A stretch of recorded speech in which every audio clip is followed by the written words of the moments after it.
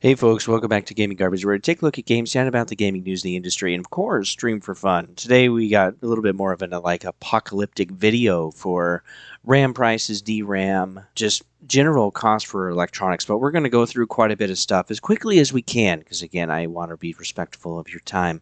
But yeah, we're going to start with the Dell CEO warning that AI memory demand may jump roughly 600% by 2028. Which is, of course, not look better, right, for any prices going forward for PlayStation or really to the launch of any other hardware like the 60 series from NVIDIA, AMD's GPUs, or like the PlayStation 6 Steam Machine or Xbox. So yeah, Dell CEO Michael Dell, the worst may still be yet to come. He believes that we may reach a point where companies may be forced to pay whatever price demanded by manufacturers for memory chips.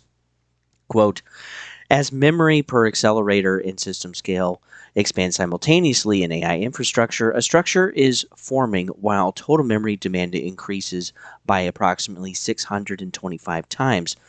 While it takes years to expand memory supply, current demand for AI infrastructure is not slowing down. Now, I do want to address that there are delays, that some of the projects are being canceled in the United States. Yes, but the general demand is still high globally, and that is affecting the global supply, which then in turn affects all of your electronics that you're buying. So the thing here is how he's getting to this is that he claims that the memory per AI accelerator is expected to expand from 80 gigabytes in 2022 to NVIDIA's 100 to around 2 terabytes in 2028, which is a 25-fold increase, which is insane. At the same time, the number of deployed accelerators is also projected to grow by a factor of 25. That's how we get to 625 times. Now, maybe that's kind of more of like a worst case scenario, right? And that's, of course, assuming a lot of factors between now and then, just over a few years. But yeah, we're not talking over like the next decade. We're literally talking over like the next 2.5 years, which is really short, okay? Really short. Yeah, all of this AI stuff goes very, very quickly. He also explained too that it does not make sense for a knowledge worker, like a human, right, earning 100,000 a year to be using outdated PC or inefficient system. Dell claimed that a company would be willing to pay higher prices just to ensure that its staff can have the best available resources. Quote, when you consider productivity, enterprises have no choice but to invest in infrastructure. And yeah, I totally agree with that, right? Because they need to stay competitive, and if anyone has any kind of advantage at all, right, that's where customers are ultimately going to go most of the time. And yeah, he's finishing off with quote, the question is not whether to buy, but when to buy. Also want to highlight too that Micron, right? They got out last year. They got out of the consumer memory business, and more companies could choose to do that. I certainly hope not, but that would also definitely make our problems worse because crucial RAM doesn't really exist anymore, right? It's not going to be manufactured anymore, and that's horrible because yeah, that's just going to make the price of everything go up for people like you and I. Now, this is CoreWeave Labs. Of course, I understand that they have a bias, right? They're selling you stuff. Price go up, FOMO, buy now. Okay, I understand that. But also, these people are going to be the ones that are keeping track of these prices more than anybody else. Okay, they're keeping track of them better than any type of government. They're keeping track of them better than people than like you and I, right? And they also build and sell this stuff. So yeah, they need to keep track of what's going on in their particular market so they can continue to make money and be competitive, right? That makes sense to me. So we're taking a look at DRAM price outlook just for 2026. We've had this big spike, right? Basically since July. Some of us probably remember that, but it has really kind of gone insane on an average. And this is the period that we're at right now. And then continuing, we're going to kind of like stabilize for this price. And it might come down a little bit, might even come down, 50%, which would be great. But still, we're at 180% of where we were in January of 2025. So no matter how you look at this, the the new floor for the cost of DRAM or anything else is probably just going to stay high going forward. Now, if the cost to build goes up 100%, 200%, 400%, whatever it is for the particular component, because yeah, this is not just RAM, this is also like SSDs and all sorts of other stuff as well. Well, then you're looking at they just have to sell it for more, right, to actually make profit. So yeah, that is not going to be better. I know too, I wanted to touch on this as well. Data centers are moving inland away from some traditional locations. And I did report in a previous video a while back, which wasn't overly popular, and I understand it's not great news. But yeah, that companies are really kind of like not necessarily canceling projects, but that the majority of them that are quote canceled, delayed, are actually just delayed and are looking to maybe be moved. So yeah, two separate reports indicate data center construction is moving toward the center of the country. So yeah, Synergy Research Group says that it's moving inland with the availability of cost and power being the major driving factor. Because again, if you're going to have a massive data center, you need the energy, and if you're closer to it, it's going to be cheaper, right? Or if you can move somewhere where there's actually less demand, then you can get it at a cheaper base load, which is really what they're kind of looking for. John Densdale, chief analyst of Synergy, said Texas is going to be the main beneficiary. Several Midwest states are also going to be a part of that with big influx of investments. Texas is the most prominent state in the pipeline. In the Midwest, there will also be Wisconsin, Indiana, Michigan, and Missouri will all grow rapidly in importance as they have attracted multiple major projects, which means these are already moving forward and being worked through with Amazon, Google, Meta, Microsoft, OpenAI, and CoreWeave. Now, I understand, again, there's some quote good news out there about OpenAI failing, about like the deal between Nvidia and OpenAI disintegrating on some stuff and some other things and whatever. But the general core consensus, which is what they're not talking about, is that it's still in demand because again the companies are not going to stop. Maybe you and I don't really matter that much when it comes to like making AI thumbnails or making a little GIF or video or whatever, right? But again, the companies are focusing on AI because they're seeing the cost savings. And that's what Vanik is actually starting to see right now. They were sharing that earlier, I think, last week. Let's see. Also, Sightline Climate said that there's 16 gigawatts worth of data centers that are to open in the United States this year, but currently over only about a third, which is 5 gigawatts, are actually under construction right now. Sightline expects probably 30 to 50%, which I think it's closer to 50% now, of these projects will actually be delayed. Approximately 25 gigawatts of data centers are announced for deployment in 2027, but only 6 gigawatts worth of infrastructure are actually under construction. And again, a lot of the delays are basically twofold. First, a well-documented component shortage. It's not just memory and storage, but also batteries, electrical transformers, and circuit breakers. We're going to get into that in just a second. The other thing is that there's a growing rebellion against data center. I wouldn't want to live nearby one. Man, if you've never heard it, go online, go to a YouTube video, and actually just listen to the sound, dude. It's retarded. I wouldn't want to live next to that either. And then also governments aren't liking it either at all. So, yeah. But my point here is that data centers are basically going to move. They're not necessarily going away. The other thing that I want to show is that this is out of some like big government corp, whatever, right? Who really cares? But the thing is that they're tracking electrical grid demand. So yeah, data center load is emerging as the dominant driver for long-term U.S. electricity growth, which is insane. So that means that more material, bigger grid, expanding the grid, putting in more lines, all of that kind of stuff. So yeah, this is not just like needing the energy to actually run the data center. You actually need the resources to create the energy, electrical energy in the first place. But yeah, when we take a look at the high electricity demand, look at that, dude. So this is 2025 right here. And then, yeah, 2030, 2040, 2050. It just doesn't stop. And it's not to say that this will be like a perfect, line. Okay, it's going to be jaggedy. It's going to have some problems. But the general idea is that these data centers are not expected to go away. And this is just the United States. There's also going to be other data centers in demand all over the world. And the country, right, or the companies that can basically get in there first, they're going to be the ones that benefit the most before the market is super saturated. And then, yeah, the biggest predominant is actually going to be the South Atlantic and the western south central area of the United States. And then, yeah, we also heard like Wisconsin, Indiana, Mississippi, Missouri, they're going to get some too. But yeah, that's where some of them are looking to actually be built. And take a look at, now I'm not going to go through this entire thing, right, because it's huge, but I will link this down below if you're interested and you want to look through it yourself. But yeah, this is the 2026 memory chip shortage, which is still going on, of course. And then, yeah, how AI data centers are making your laptop and phone more expensive. But, here we're talking about gaming kind of more specifically, but a lot of the stuff is actually the same. So, yeah, Data center consumption is now 70% of all memory chips being produced, which is insane. And then, the memory chip shortage market data, DRAM and ending supply and demand.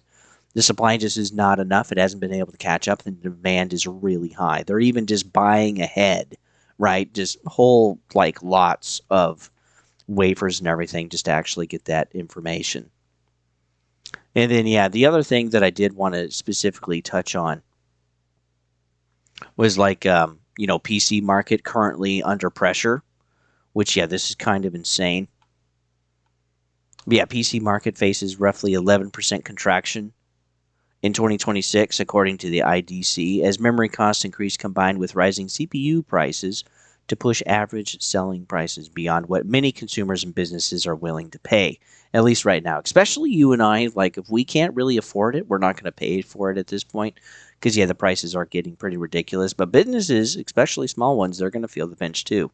The big ones, they're just going to rack it up to debt and just pay whatever they can. But $400 laptop that cost $350 to manufacture a year ago in 2025, well, it now costs $450 or more to actually build. So then they got to move up their original price point. This is why I really want to focus on this too, to make this point. This is why we're seeing the price increases on hardware that's been out for a while, like the PlayStation 5 and also the Xbox Series X and S. We're seeing these prices go up because it just costs more to actually make the thing. And so in order for the company to make profit, they have to raise the price. This is why also Nintendo raised the price, I think, partly of the Switch 1, and I think they will also raise the price of the Switch 2 as well. The other thing, too, is what can consumers do? Again, this is a pretty good article. I suggest you guys to read this. But the idea is that, first, consumers facing higher prices. There's several strategies, but first, you are planning a major purchase. The data suggests the prices are unlikely to decrease before mid-2027. Okay, that's about a year away from now, at the earliest. So it's likely to be longer, probably, and may not return to 2024 levels ever. So buying sooner rather than later may be advisable, and that's ultimately what I'm doing. At least on the gaming side of things, if I need to buy actual hardware, I'm generally buying it right away because I don't expect the cost to really go down. And even with the next gen consoles, or the 60 series from NVIDIA, or the next big GPU set from AMD, I'm generally thinking of buying first. And then on the software side for gaming, I'm waiting for prices and discounts, right, to kind of offset that cost. But I'm planning to get Project Helix, and I will basically try to buy that at launch, get a pre-order, because I don't expect the price to really go down, especially with all of the data that we're seeing for data centers, the demand for supply, the push for the electrical grid, and then this also gets into all of this other stuff too. Because in order to create electricity, well, you need copper. And look at this, the push of this copper. Now, this is like a live copper chart, but there's futures too. And the futures are still up. We're about $6 now per pound for copper, which is crazy. Because literally just, 3 years ago, almost 3 years ago, we were looking at maybe $4.50. And now we're at $6. And it just continues to go up. And again, this is part of this AI demand. Because if you need the electricity and you have a lot of demand for it, you need to build it out and you get the resources for that. That's what we're seeing too with the RAM side too. We're also seeing price increases with plastics. PVC is one of the most common. And it's basically in everything. It's even under your house or your apartment, PVC pipe for water and stuff. And so, here we are. We're just seeing this is a month-over-month change. And this is wild. This is wild. And then, the whole Iran war is not helping either. This is just the overall kind of cost and price. But again, plastics have generally been going up as cost. We have the supply chain issues. So, we actually experienced this problem at work, which was interesting. Plastics and rubbers got very expensive, and now they're kind of coming back down. But again, I think we have a new floor. I don't think we'll get back to here. We'd have to have something crazy, like a big recession or even a depression, which would be really bad. The other thing, too, is with the Iran war that's going on is that a lot of facilities are being hit. And, well, they're going to take years to fix before they can really get back to full production again, if ever. depending on how badly stuff is. And one of the things you need to actually build RAM and all of this kind of stuff is helium. Well, 30% of the global supply actually comes out of Qatar. So if you're removing even 10% of the supply, that would be kind of a shock in the industry. But if you're removing 30% of the supply, like, and it's going to take like years to fix this.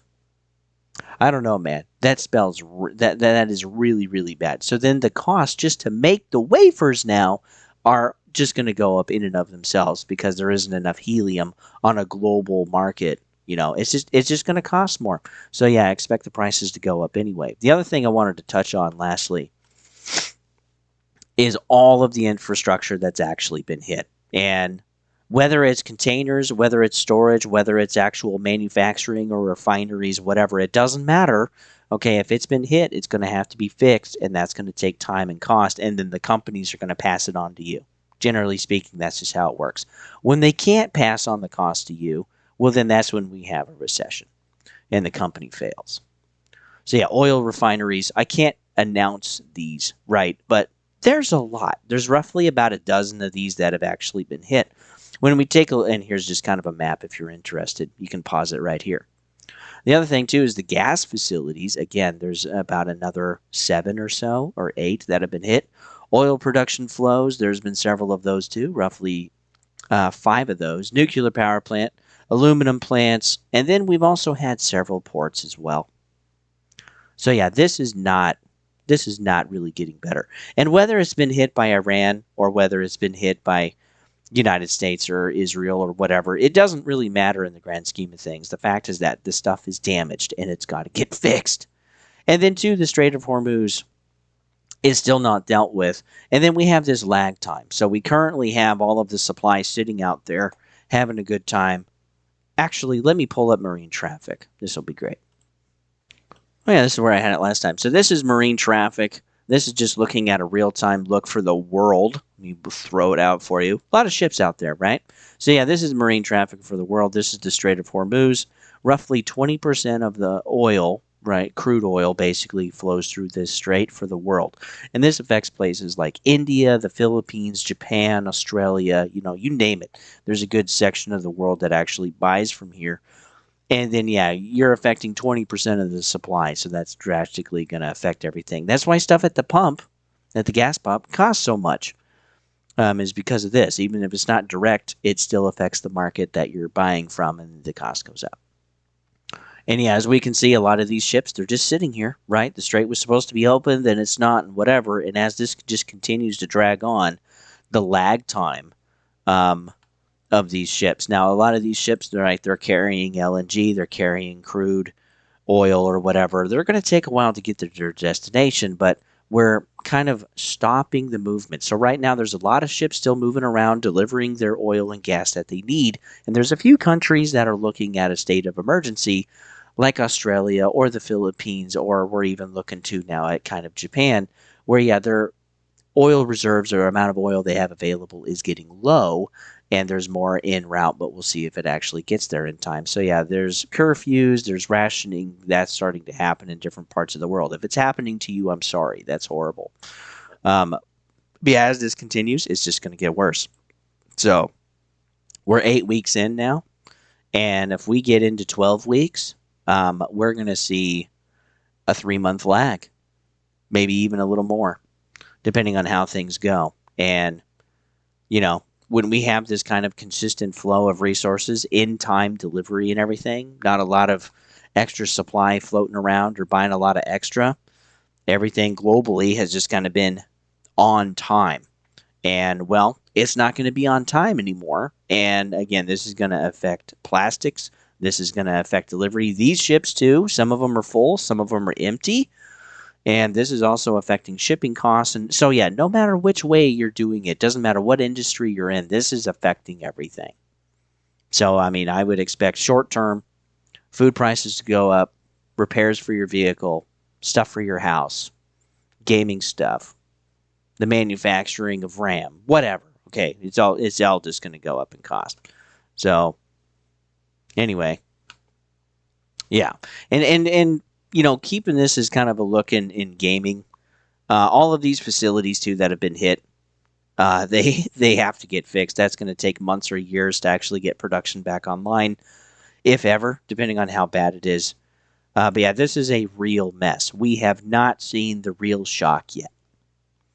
And whether it's helium, whether it's plastics, whether it's creating the wafers, whether it's AI buying the supply and the data center demand that's still there. And again, we're just talking about the United States, but there's other demand in other places too that are also building out data centers, and they all need the same thing.